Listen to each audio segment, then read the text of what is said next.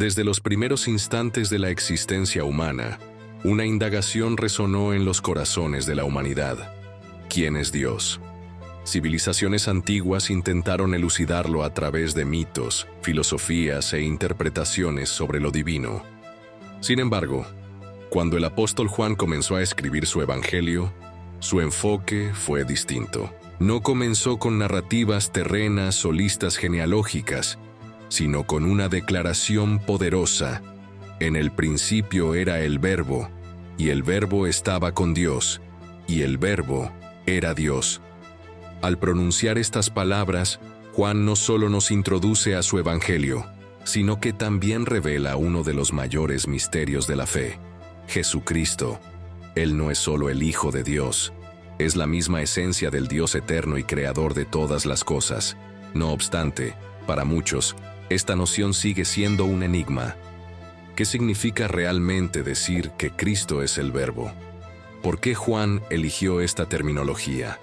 ¿Cómo podemos comprender la conexión entre Él y Dios, así como su relación con la humanidad? A lo largo de la historia, filósofos y teólogos han debatido estas cuestiones, buscando descifrar el profundo mensaje que contienen. Pero la respuesta no reside en especulaciones humanas, se manifiesta en la propia esencia de Cristo. Al redactar su evangelio, Juan no solo nos habla de la eternidad de Cristo, sino también de su misión redentora. Desde los tiempos primordiales, el plan divino era revelar su gloria a través del Hijo, permitiéndonos conocerlo y establecer una comunión con Él. Sin embargo, para que este propósito se concretara, el Verbo tuvo que descender del cielo, haciéndose carne y habitando entre nosotros. Su vida está llena de luz que confronta las tinieblas. La expresión máxima del amor divino es evidente. A medida que avanzamos en esta revelación, nos encontramos con significados ocultos en torno al término Logos, la importancia de la encarnación y la misión eterna de Cristo como Salvador. Este viaje nos convoca a ir más allá del conocimiento teórico. Nos confronta con una verdad indiscutible. Si el Verbo es la luz, entonces debemos decidir si caminaremos con Él o permaneceremos en la oscuridad. Antes de la creación, antes de que el tiempo tomara su curso y antes de que la primera estrella brillara en el firmamento, el Verbo ya existía. Esta es la impresionante declaración con la que Juan inicia su evangelio. No afirma que el Verbo fue creado en algún momento de la historia o que tuvo un comienzo, como cualquier ser creado. Por el contrario, esta verdad desmantela muchas creencias erróneas que a lo largo de los siglos han intentado disminuir la divinidad de Cristo. Algunos han afirmado que Jesús era un ser creado, un ángel elevado por Dios a una posición especial. Otros sostuvieron que Él solo adquirió su divinidad después del bautismo, como si hubiera sido adoptado por el Padre. Sin embargo, Juan, inspirado por el Espíritu Santo, declara que el Verbo existió desde la eternidad. El término logos no fue elegido al azar.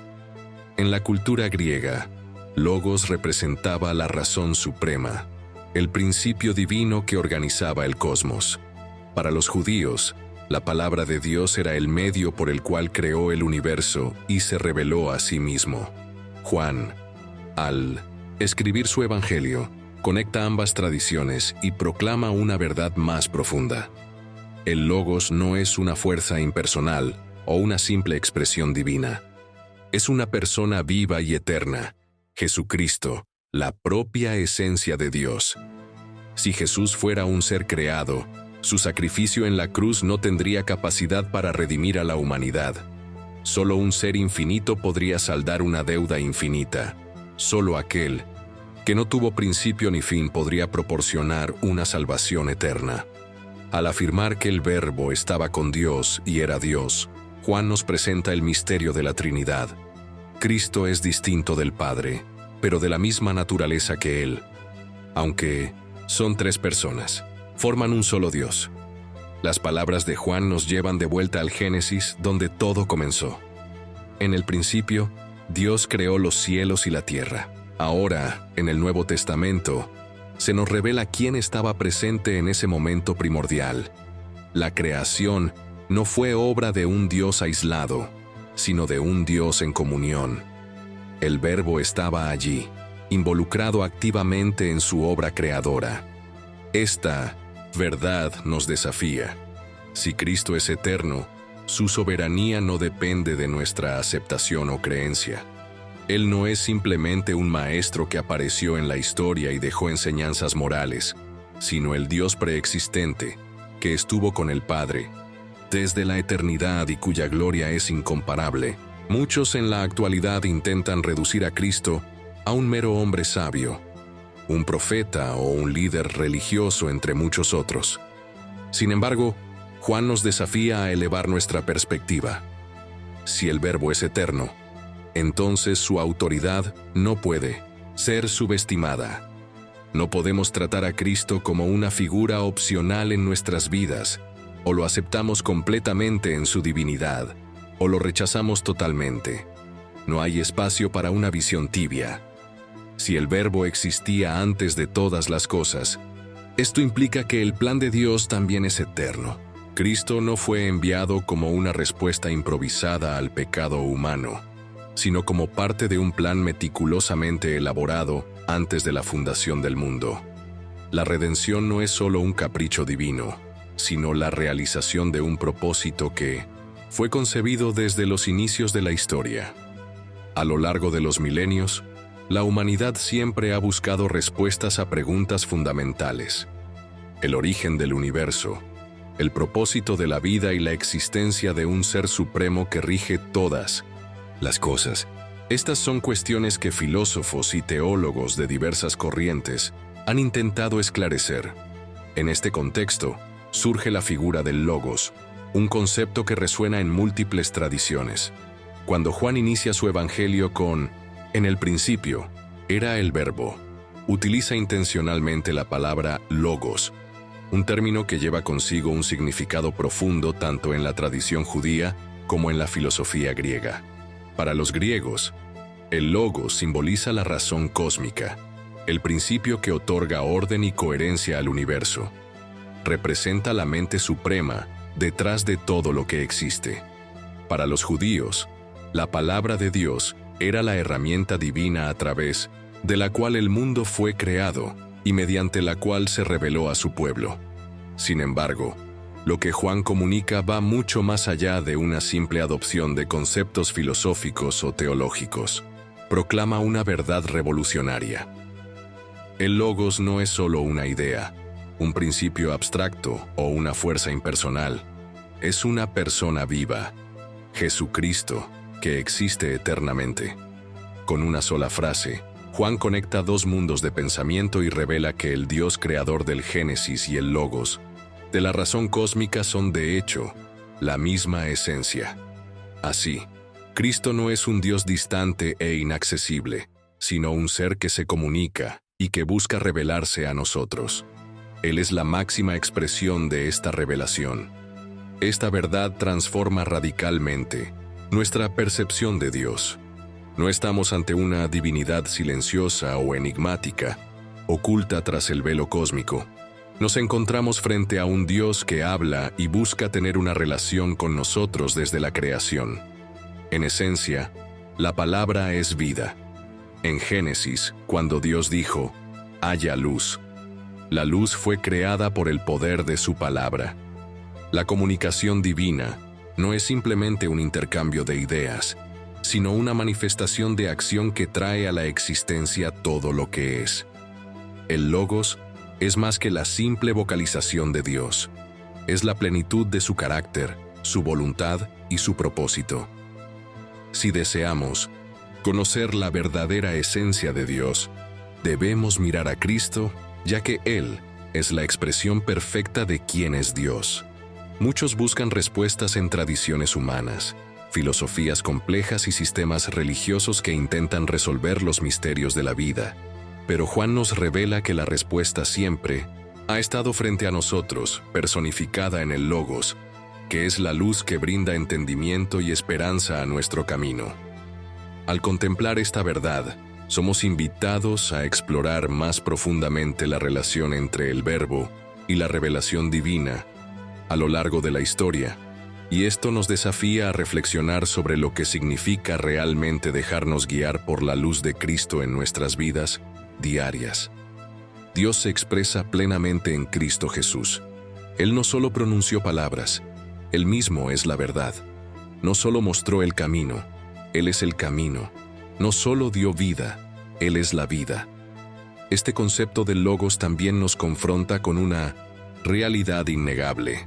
No hay comunión con Dios fuera de Cristo, el mediador. No hay otro camino. No hay otra revelación que supere todo lo que Dios nos ha dado en su Hijo. Toda tentativa de encontrar a Dios sin Jesús está destinada al fracaso, porque Dios ha hablado, y su palabra es Cristo. Por eso, cuando alguien rechaza a Cristo, no está simplemente rechazando un líder o una enseñanza religiosa o moral, sino rechazando la propia voz de Dios. El Evangelio de Juan comienza con esta declaración majestuosa, porque toda la mensaje cristiana depende de esta verdad. Si Cristo es el Logos, si Él es la manifestación suprema de Dios, entonces su palabra es absoluta. No hay debate, no hay alternativa. Solo existe una decisión: entregarse a la verdad o vivir en la oscuridad. Aquí surge una pregunta esencial. ¿Qué hacemos con esta revelación? Si Cristo es la expresión máxima de Dios, ignorarlo es el mayor error que un ser humano puede cometer, porque el Logos no solo vino a hablar, vino a transformar, a salvar, a dar vida. Desde el principio, Dios, en la creación, separó la luz de la oscuridad. No fue solo un acto físico en el cosmos, sino un reflejo de una verdad espiritual mucho más profunda. La luz representa la verdad, la vida y la presencia de Dios, mientras que la oscuridad simboliza confusión, pecado y separación de Él. Cuando Juan escribe en su Evangelio que la luz brilla en la oscuridad y que la oscuridad no la venció, está revelando un conflicto que existe desde la caída de la humanidad, la batalla entre la luz de Dios y la oscuridad del pecado. Jesús no solo trajo luz al mundo, Él mismo es la luz. No es una metáfora poética ni una simple imagen simbólica. Es una realidad espiritual absoluta. Él es la única fuente de verdad en un mundo sumido en la oscuridad. Desde tiempos antiguos, la oscuridad ha intentado ahogar la luz de Dios. En el Antiguo Testamento, vemos cómo la idolatría, la corrupción y la rebelión de los hombres los expulsaron de la presencia divina. Pero Dios siempre envió su luz a través de sus profetas, su ley y sus milagros. Sin embargo, la revelación final no vendría en forma de palabras escritas o señales externas, sino en la propia persona de Cristo. El mundo estaba sumido en la ceguera espiritual. Aunque la gente religiosa de la época tenía la ley, no comprendía su verdadero propósito. Sus corazones estaban endurecidos y la oscuridad los rodeaba. La luz ya había llegado, pero no la reconocieron. Jesús caminó entre los hombres como la luz viva de Dios. Sus palabras iluminaron sus pensamientos. Sus milagros revelaron su gloria. Su presencia en sí misma era la manifestación del cielo en la tierra. Pero el mundo amó más la oscuridad que la luz, porque sus obras eran malas. La luz de Cristo incomoda a aquellos que prefieren permanecer en la oscuridad. Los fariseos se escondieron en la penumbra. Resistieron a Él porque Él expuso su hipocresía. Los poderosos de la época lo rechazaron porque amenazaba su dominio. El pecado odia la luz porque ésta revela la verdad. Pero aquí es donde la declaración de Juan es impactante. La oscuridad no la venció. A pesar de los intentos de los líderes religiosos de silenciarlo, a pesar de la traición de Judas, a pesar del juicio injusto y la crucifixión brutal, la luz no se apagó. Jesús resucitó, venciendo las tinieblas con su gloria. El triunfo de Cristo no fue solo un evento en un momento y contexto específicos, sino un triunfo eterno para cada persona que se acerque a Él y experimente el poder de esta luz.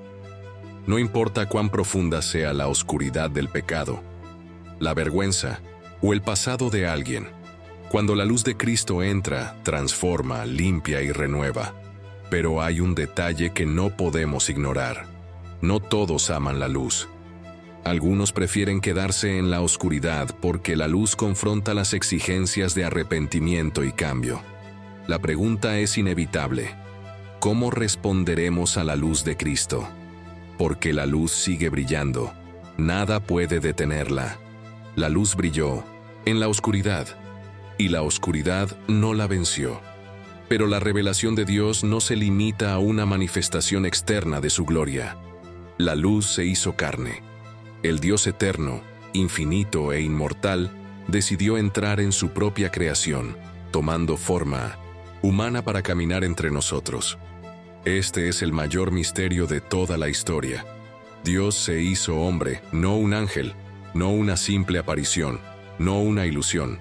Jesús, el Verbo eterno, el creador del universo, nació como un niño desamparado en un pesebre. Para la mente humana, esto es algo inconcebible. ¿Cómo puede Dios Todopoderoso limitarse a un cuerpo frágil? ¿Cómo es posible que aquel que sostiene las estrellas con su palabra ahora dependa del cuidado de una madre? Pero aquí reside la belleza y el escándalo de la encarnación de Dios. Él no vino con una majestad visible, sino en humildad. El Evangelio de Juan dice claramente que el Verbo se hizo carne y habitó entre nosotros. La palabra griega utilizada para habitar tiene el significado de montar su tienda, acampar. Es la misma idea del tabernáculo en el Antiguo Testamento, donde la presencia de Dios descendió en medio del pueblo. Pero ahora, Dios no está en una tienda o un templo, está en Jesús. Los profetas hablaron de su venida. Isaías lo llamó Emanuel, que significa Dios con nosotros, y Miqueas predijo su nacimiento en Belén. Sin embargo, cuando el mundo finalmente estuvo listo para recibirlo, los judíos esperaban un Mesías glorioso, un libertador político que aplastaría a Roma y restauraría el reino terrenal. En vez de eso, vino de un carpintero de Nazaret, humilde y sin apariencia de rey. Su propio pueblo lo rechazó desde su nacimiento. No había lugar para él en la posada. La familia tuvo que huir a Egipto para salvarlo de la matanza de Herodes. El mundo ya estaba en guerra con Dios desde su primer llanto en la tierra. Sin embargo, la encarnación no fue solo un acto de humillación. Fue la máxima prueba del amor de Dios. Cristo no vino a observar a la humanidad desde lejos. No vino solo para enseñar principios morales. Él vino a sentir lo que sentimos, a experimentar el dolor, el hambre, el cansancio, la traición y la muerte. El autor de Hebreos expresa de una manera increíble: porque así como los hijos participan de carne y sangre, Él también participó de lo mismo. De este modo, se hizo completamente humano para redimirnos por completo. Y aquí está el paradoja de la encarnación. El Dios que es inaccesible se volvió accesible. En el Antiguo Testamento, nadie podía ver a Dios y vivir, pero ahora los discípulos lo vieron, lo tocaron, comieron con Él, oyeron su voz y sintieron su abrazo. Juan declara esto con asombro: y vimos su gloria, gloria como del unigénito, del Padre, lleno de gracia y de verdad. El Verbo se hizo carne y reveló la gloria de Dios en su plenitud. Pero no era la gloria de un emperador terrenal rodeado de riquezas y ejércitos. Era la gloria de un Dios que ama, que sirve y que se entrega hasta la última gota por aquellos que vino a salvar. Aquí surge una cuestión inevitable: ¿cómo respondemos a este asombroso acto de amor y revelación? La respuesta a esta pregunta determinará nuestro camino y nuestra eternidad. La luz está presente, disponible para todos, y solo depende de nosotros permitir que brille en nuestras vidas. No podemos ignorar la luz que nos llama, que nos transforma y que nos ofrece la vida en su plenitud. Es nuestro deber aceptar este regalo extraordinario y vivir en la luz que Cristo proporciona. Dios mismo se hizo hombre para salvarnos. ¿Cómo podemos ignorar esto? Porque el Verbo continúa viviendo entre nosotros.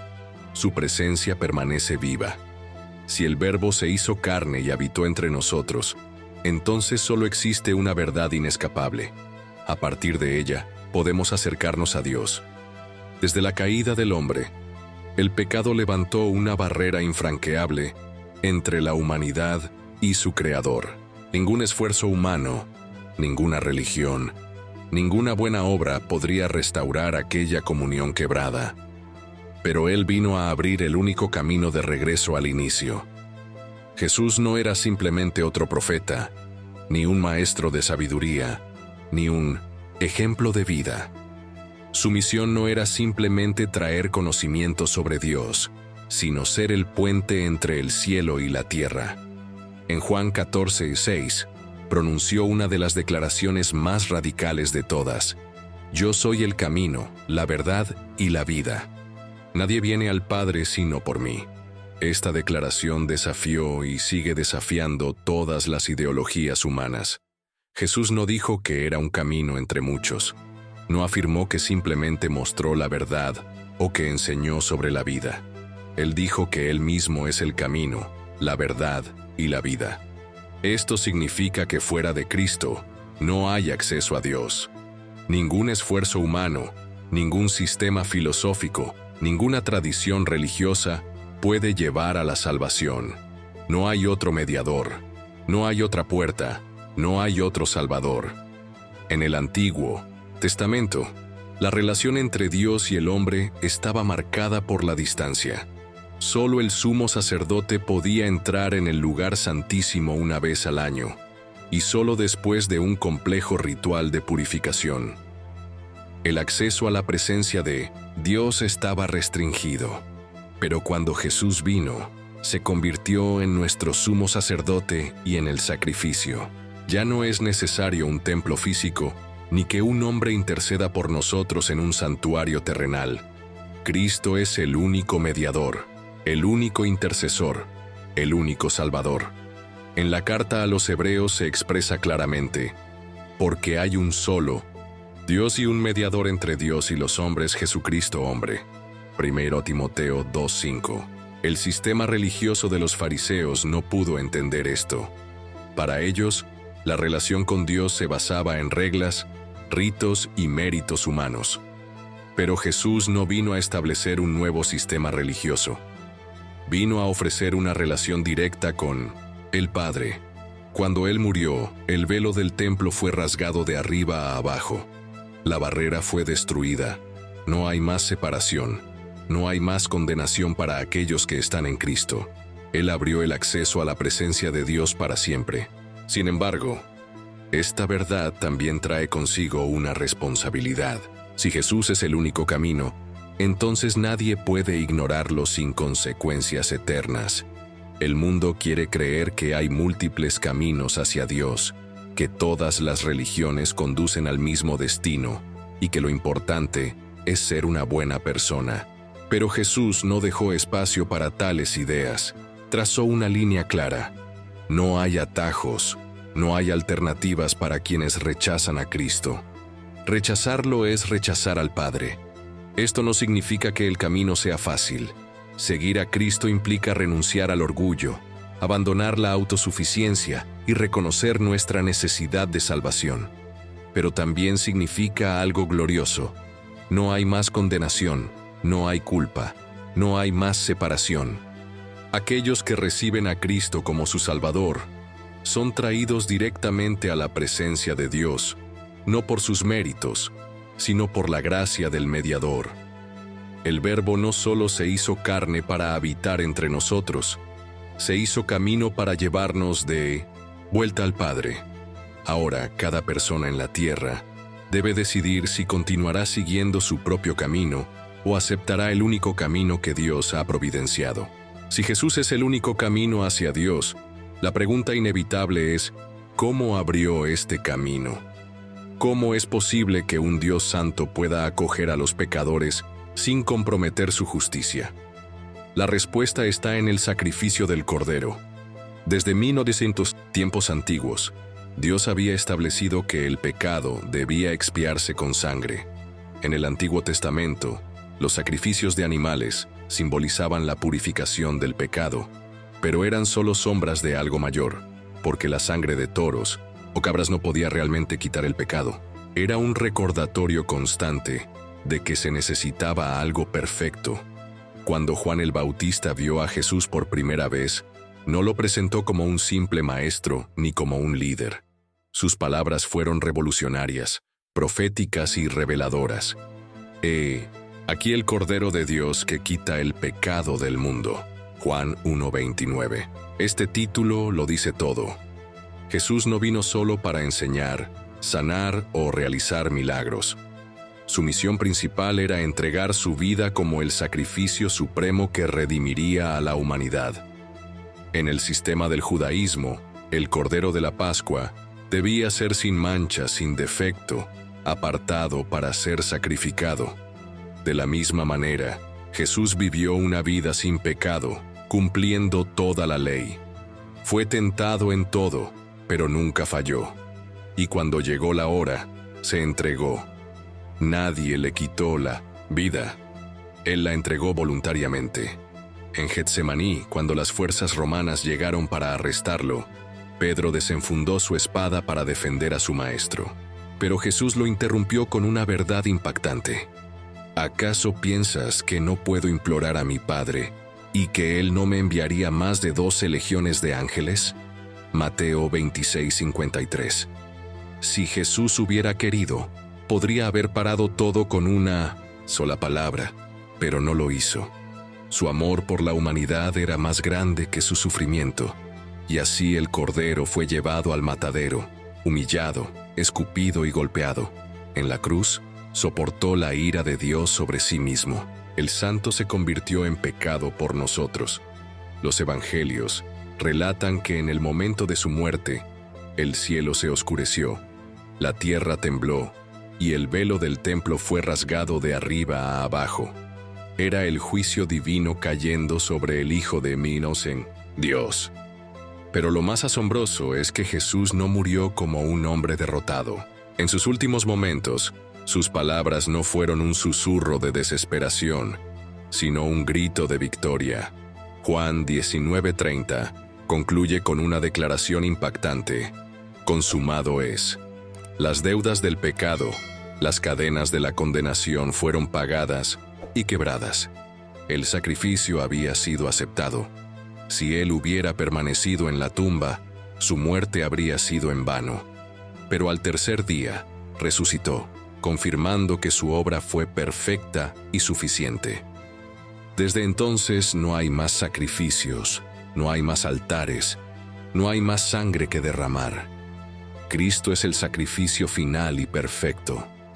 Es por eso que cada ser humano tiene ante sí la decisión más importante de su existencia: aceptar el sacrificio de Cristo o rechazarlo y cargar con su propio fardo. La cruz sigue siendo el punto de división de la humanidad. Para algunos es un escándalo, para otros, locura. Pero para aquellos que creen, es el poder de Dios para salvación, porque no hay redención sin sangre, y no hay salvación sin el Cordero. Desde el comienzo, el Verbo estaba con Dios. Desde la eternidad, Él es la luz que nunca ha dejado de brillar. Pero un día, esa luz descendió al mundo, se hizo carne, caminó entre nosotros y sufrió por nosotros. Dio su vida para que tuviéramos acceso al Padre. Jesús no vino solo para ser admirado, sino para ser recibido. Juan 1:11-12 deja esto más claro. A lo suyo vino, y los suyos no le recibieron. Pero a todos los que le recibieron, a los que creen en su nombre, les dio poder para ser hechos hijos de Dios. No basta con saber que Cristo es el Verbo. No es suficiente conocer su historia. El llamado es claro. Se trata de recibirlo y entregarse a Él, porque el Verbo sigue llamando, invitando. Hoy, la luz brilla en la oscuridad, y cada persona debe decidir si la ignorará o si la seguirá. Para muchos, la cruz sigue siendo un escándalo. Pero para aquellos que creen, es el poder de Dios para salvación. El Verbo habló. La palabra fue dada y la puerta continúa abierta. Pero, ¿por cuánto tiempo más? Nadie lo sabe.